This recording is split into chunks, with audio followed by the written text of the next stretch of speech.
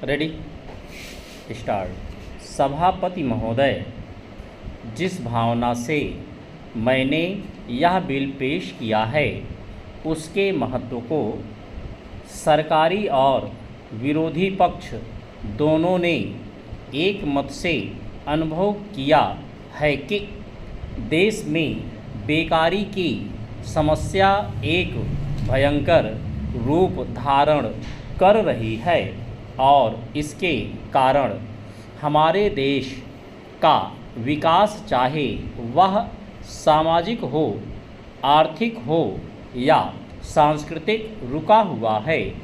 पिछले 55 वर्षों से इसी परिस्थिति का निर्माण होते हुए हम देख रहे हैं।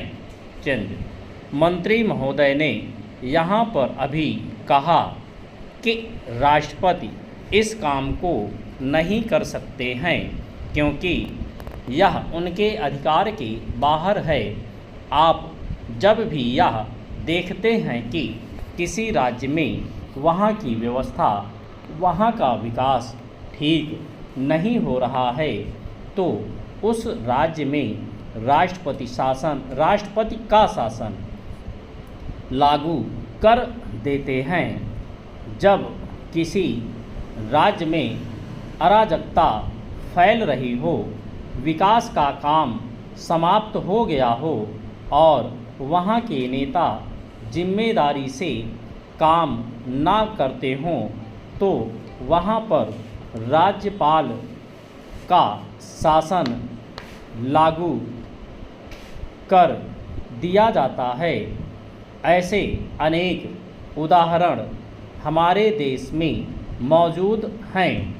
इसी प्रकार हमारे राष्ट्रपति सबसे ऊंचे अधिकारी हैं और अगर देश में इस तरह की स्थिति काफ़ी समय तक चलती रही तो राष्ट्रपति को आपातकालीन स्थिति में इस देश की सुरक्षा के लिए, इस देश की प्रगति के लिए सारी जिम्मेदारी अपने हाथ में ले लेने का अधिकार है।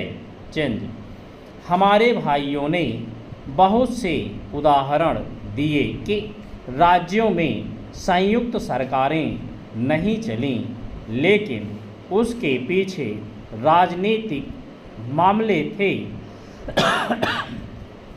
मगर कोई राजनीतिक पार्टी जिम्मेदारी से काम नहीं करती तो संविधान में यह स्पष्ट है कि उस राज्य की सारी जिम्मेदारी राष्ट्रपति की है। मैं आपको एक उदाहरण देना चाहता हूँ।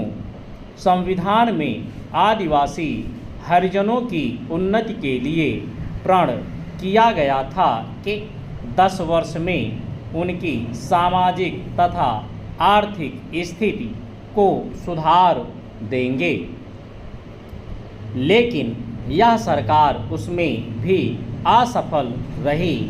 इस समय को 4 बार 10-10 साल के लिए बढ़ाया जा चुका है, लेकिन फिर भी उनकी आर्थिक और सामाजिक उन्नति नहीं हो रही है। इसमें यह सरकार बिल्कुल असफल रही है।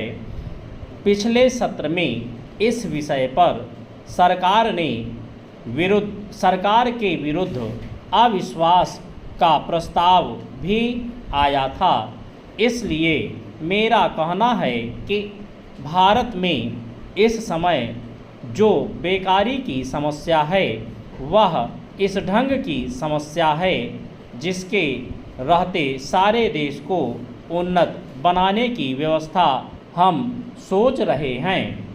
चंद सभापति महोदय, जिस भावना से मैंने यह बिल पेश किया है उसके महत्व को सरकारी और विरोधी पक्ष दोनों ने एक मत से अनुभव किया है कि देश में बेकारी की समस्या एक भयंकर रूप धारण कर रही है और इसके कारण हमारे देश का विकास, चाहे सामाजिक हो, आर्थिक हो या सांस्कृतिक हो रुका हुआ है।